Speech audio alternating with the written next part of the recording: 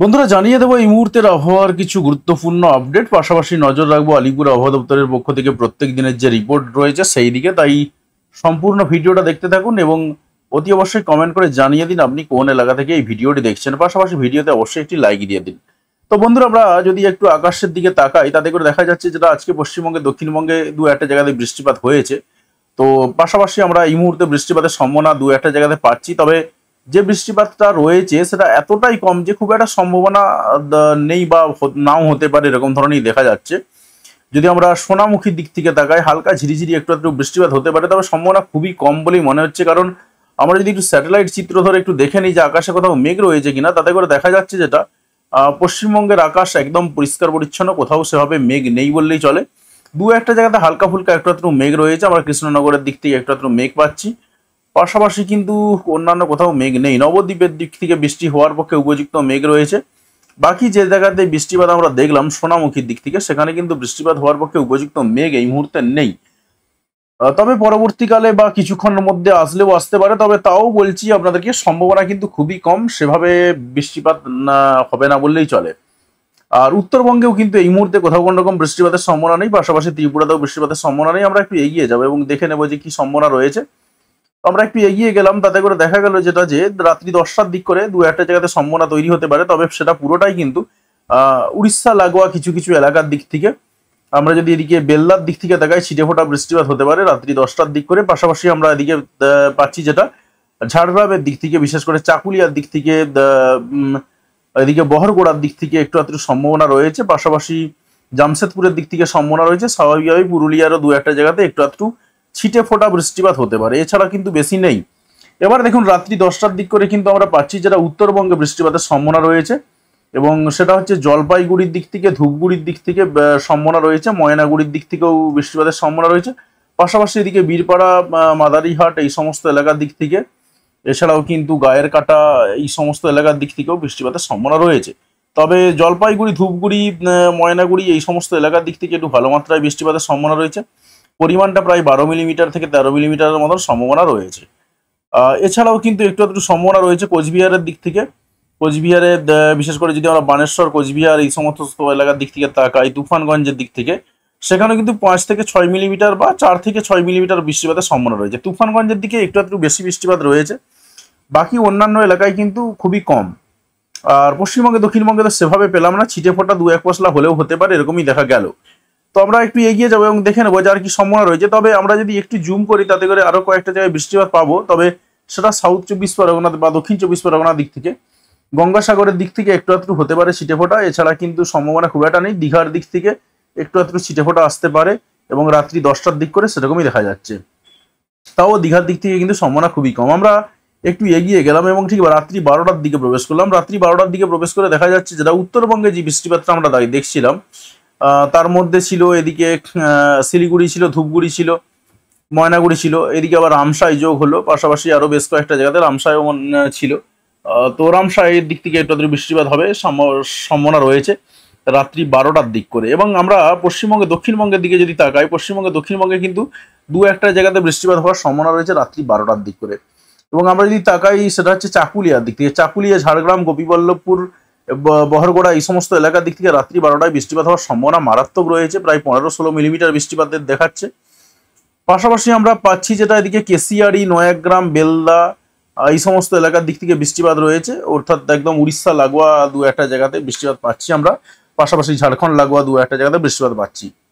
এছাড়াও বৃষ্টিপাতের সম্ভাবনা রয়েছে রাত্রি 12টার দিক করে।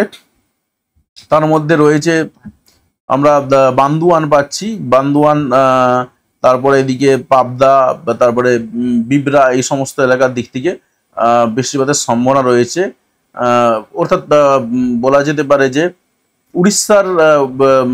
উড়িষ্যা বলবো না, পুরুলিয়ার দু একটা জায়গাতে বৃষ্টিপাতের সম্ভাবনা আমরা পাচ্ছি। এছাড়া কিন্তু খুব একটা সম্ভাবনা নেই। শান্তিপুরের দিক থেকে ছিটে ফোঁটা আসলেও আসতে পারে, কিন্তু সম্ভাবনা খুবই কম। আর উত্তরবঙ্গে তো বলেই গেলাম রাত্রি 12টা অবধি দেখলাম। আমরা আরেকটু এগিয়ে যাবো এবং দেখে নেবো যে রাত্রি 12টার দিক করে কিন্তু দেখা যাচ্ছে যে এই সমস্ত এলাকার দিক থেকে কিন্তু বৃষ্টিপাতটা চলবে এবং প্রায় ভোর 4টে পর্যন্ত বৃষ্টিপাত চলার সম্ভাবনা রয়েছে। এবং আমরা দেখছি যেটা যে বেশ কয়েকটা এলাকার দিক থেকে, কেশিয়াড়ি, নয়াগ্রাম, বেলদা, দাঁতন এই সমস্ত এলাকার দিক থেকে রাত্রি ভোর 4টে পর্যন্ত ভালো মাত্রায় বৃষ্টিপাতের সম্ভাবনা রয়েছে এবং অতিরিক্ত একদম ঝেঁপে বৃষ্টিপাত হবে। 30 থেকে 36 মিলিমিটার পর্যন্ত বৃষ্টিপাতের সম্ভাবনা রয়েছে এই সময়টার দিকে।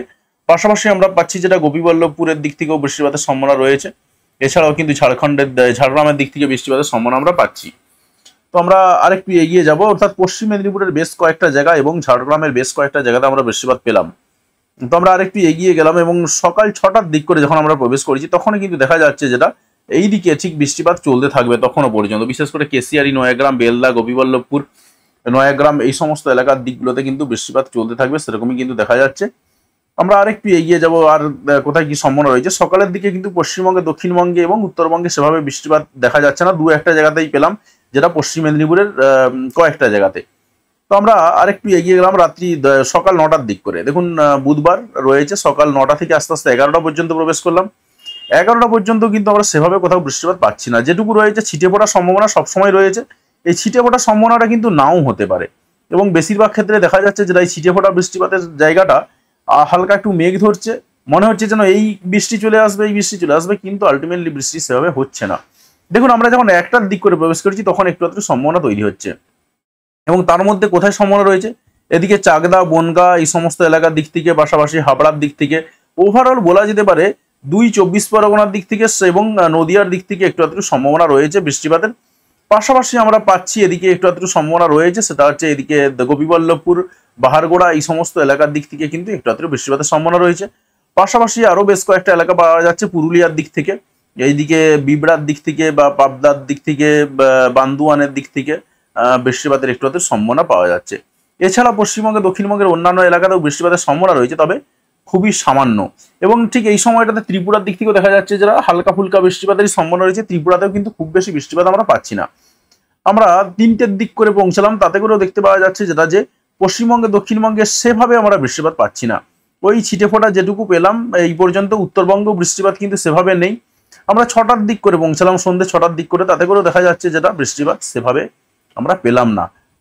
সন্ধ্যে 8টা পৌঁছালাম, সন্ধ্যে 8টার দিক করেও কিন্তু সেভাবে নেই, ছিটে ফোটা রয়েছে। সন্ধ্যে 8টা, এবার 10 আমরা 10টা, 11টা, 12টার দিকে পৌঁছচ্ছি, তখন কিন্তু আবার উত্তরবঙ্গে বৃষ্টিপাতটা শুরু হচ্ছে। অর্থাৎ শিলিগুড়ি, ধূপগুড়ি, ময়নাগুড়ি যে সমস্ত এলাকাগুলো দেখছিলাম সেই সমস্ত এলাকাগুলোর দিক থেকে কিন্তু বৃষ্টিপাত রয়েছে, কার্সিয়াং এর দিক থেকে, পাশাপাশি এদিকে ওদলাবাড়ির দিক থেকে বৃষ্টিপাতের সম্ভাবনা কিন্তু রয়েছে।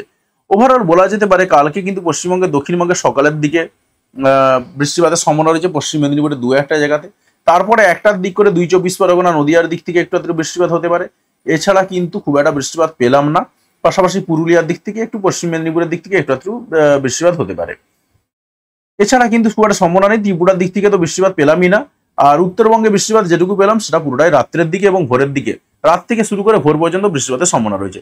বাকি পশ্চিমবঙ্গের, দক্ষিণবঙ্গের অন্যান্য এলাকাগুলোতে কিন্তু দেখা গেল যেটা সামান্য ছিটে ফোটা বৃষ্টিপাত রয়েছে। তো আমরা তো উইন্ডি দেখলাম, এবার একটু আলিপুর আবহাওয়া দপ্তরের নজর রাখবো, তবে তার আগে একটু দমকা বাতাসের দিকে একটু তাকিয়ে নিই। দেখুন আমরা যদি তাকাই, বঙ্গোপসাগরের দিকে কিন্তু নিম্নচাপের ভালো মাত্রায় নিম্নচাপ রয়েছে। অনেকে কমেন্ট করেছেন, এক বন্ধু কমেন্ট করে বলছেন যে দাদা কি জোড়া নিম্নচাপ আসছে, দুটো নিম্নচাপ আসছে? এমন কিন্তু ব্যাপার নেই, কারণ আপনি যদি দেখেন এই জায়গাটা, আমরা আরব সাগরের দিকটা খুব একটা ফোকাস করি না, কারণ আরব সাগরের নিম্নচাপ আমাদের দিকে প্রভাব বিস্তার করার ক্ষমতা খুবই কম রাখে, তাই এই দিকটা নিয়ে ফোকাস করি না। আমরা পশ্চিমবঙ্গের, দক্ষিণবঙ্গের দিক থেকে যে নিম্নচাপটা রয়েছে, বিশেষ করে বঙ্গোপসাগরের যে নিম্নচাপটা রয়েছে সেই দিকটাই ফোকাস করি, কারণ আমাদের যারা ভিডিও দেখেন তাদের বসবাস কিন্তু এই সারাউন্ডিং এলাকা, এই এলাকাটাই হচ্ছে বাংলা ভাষাভাষী জোন। এই এলাকাটাই কিন্তু লোকজন আমাদের ভিডিও দেখেন সব থেকে বেশি। দেখুন আমরা এই জায়গাতে যেহেতু বসবাস করি, এই জায়গায় বাংলা ভাষাভাষী জন, স্বাভাবিকভাবে কিন্তু আমরা এই যে বঙ্গোপসাগরের নিম্নচাপটা এইটার দিকেই আমরা তাকাবো, বাকি অন্যান্য কিছু দেখবো না, কারণ গোটা পৃথিবী জুড়ে বহু নিম্নচাপ রয়েছে, এতটা ফোকাস করে আমাদের লাভ নেই। তো আমরা যদি একটু এগিয়ে যাই, তাতে করে দেখা যাচ্ছে যারা যে এই নিম্নচাপটাই আস্তে আস্তে শক্তি বাড়াচ্ছে, শক্তি কমাচ্ছে, এরকমই দেখতে পাবো আমরা। 65-66 কিলোমিটার পর্যন্ত ঝোড়ো হাওয়া রয়েছে, সেটা কিন্তু সমুদ্রের উপরে পুরোটা। স্বাভাবিকভাবে কিন্তু বিশাখাপত্তনম থেকে, উড়িষ্যা থেকে যারা মাছ ধরতে যান, পশ্চিমবঙ্গ থেকে মাছ ধরতে যান, তাদেরকে জন্য কিন্তু এই একটা সতর্কবার্তা সবসময়ের জন্য থেকে যাচ্ছে এবং আলিপুর আবহাওয়া দপ্তরের পক্ষ থেকে কিন্তু সতর্কতা রয়েছে। আমরা আস্তে আস্তে এগিয়ে গেলাম এবং দেখলাম যেটা যে একদম 27 তারিখ পর্যন্ত সেভাবে কোথাও কোনো রকম বৃষ্টিপাতের সম্ভাবনা, বৃষ্টিপাতের বলবো না, নিম্নচাপের মারাত্মক সম্ভাবনা আমরা পেলাম না এবং যেটুকু রয়েছে সেটা পুরোটাই বঙ্গোপসাগরে থেকে যাবে। হালকা ফুলকা একটু একটু প্রবেশ রয়েছে এই পর্যন্ত, এছাড়া কিন্তু খুব একটা কোনো রকম সম্ভাবনা আমরা দেখতে পাচ্ছি না। দেখুন আমরা আস্তে আস্তে অনেকটাই প্রবেশ করলাম, তাতে করেও দেখা যাচ্ছে যেটা খুব একটা সম্ভাবনা কিন্তু নেই। এবং এই যে নিম্নচাপটা একটাই থেকে যাচ্ছে এবং সেটাই আস্তে আস্তে গতি বাড়াচ্ছে, গতি কমাচ্ছে এই পর্যন্ত। এবং আমরা যখন আরেকটু এগিয়ে যাচ্ছি তাতে করে দেখা যাচ্ছে যেটা যে মোটামুটিভাবে আমরা আগস্টে যখন প্রবেশ করছি, আগস্টের 1 তারিখ 2 তারিখ করে, তখন কিন্তু আবার দেখা যাচ্ছে বঙ্গোপসাগর থেকে যে নিম্নচাপটা রয়েছে সেটা পশ্চিমবঙ্গের দিক থেকে, বাংলাদেশের দিক থেকে একটু প্রভাব বিস্তার করতে পারে। তবে আগস্টের 1 তারিখ এখনো অনেক বাকি, তাই স্বাভাবিকভাবে এদিকটা খুব একটা ফোকাস করবো না। তো আমরা সবটাই দেখলাম, আলিপুর আবহাওয়া দপ্তরের দিকে এবারে নজর রাখবো। দেখুন, প্রথমেই আসছি নর্থ বেঙ্গলের রিপোর্ট, 23/7/2024 আজকের ইভিনিং এর রিপোর্ট। ইভিনিং এর রিপোর্টে অনুসারে কি দেখা যাচ্ছে, 29/7/2024 তারিখ পর্যন্ত হালকা থেকে মাঝারি বৃষ্টিপাতের কথা বলা রয়েছে এবং মোটামুটিভাবে কম বেশি সব জায়গাতেই রয়েছে। আমরা প্রায় সব জেলায় পাচ্ছি, তার মধ্যে কিন্তু আমরা নর্থ দিনাজপুর, মালদা এবং সাউথ দিনাজপুর এইগুলোও পাচ্ছি, এইগুলোতেও লেখা রয়েছে।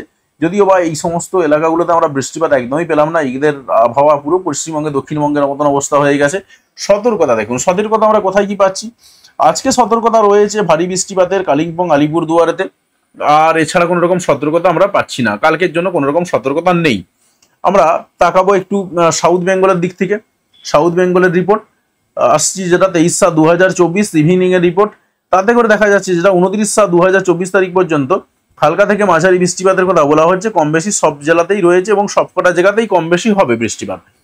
এবারে দেখুন, আমরা যদি তাকাই যে কোথায় কিরকম সতর্কতা রয়েছে, কারণ এখানে দেখলে তো হবে না, সতর্কতা কিন্তু কোথাও নেই, সতর্কতা কোথাও নেই। অর্থাৎ কালকের যে ভারী বৃষ্টিপাতের সতর্কতা আজকে আমরা সকালের রিপোর্টেও মনে হয় দেখেছিলাম, সেটাও কিন্তু চলে গেছে। যদিও বা কালকে ভারী বৃষ্টিপাতের সম্ভাবনা রয়েছে, দেখলাম আমরা সকালের দিক করে, সেটা পশ্চিম মেদিনীপুরের দিকে, বাকি কিন্তু খুব একটা কোথাও সম্ভাবনা পেলাম না, যদিও বা পশ্চিম মেদিনীপুরের 2-1টা জায়গাতে। তো যাই হোক, আলিপুর আবহাওয়া দপ্তর কিন্তু সেটা আর দিচ্ছে না। তো আমরা একটু যেটা তাকাচ্ছি সেটা হচ্ছে মৎস্যজীবীদের জন্য সতর্কতা একটা রয়েছে, তাদেরকে সমুদ্রে যেতে নিষেধ করা হয়েছে 26 তারিখ পর্যন্ত। তবে আপনাদেরকে বলতে পারি এটা 26 তারিখ নয়, 26 তারিখের পরে পরে কিন্তু এটা বাড়তে পারে, কারণ আমরা দেখছি যেটা যে নিম্নচাপটা কিন্তু সরছে না আপাতত। নিম্নচাপ 26 তারিখের পরে যখন আমরা 27 তারিখে প্রবেশ করে যাচ্ছি, 27 তারিখের কিছুটা দিনের জন্য হয়তো থাকবে না, তারপরে পরে আবারও কিন্তু চলে আসবে নিম্নচাপটা।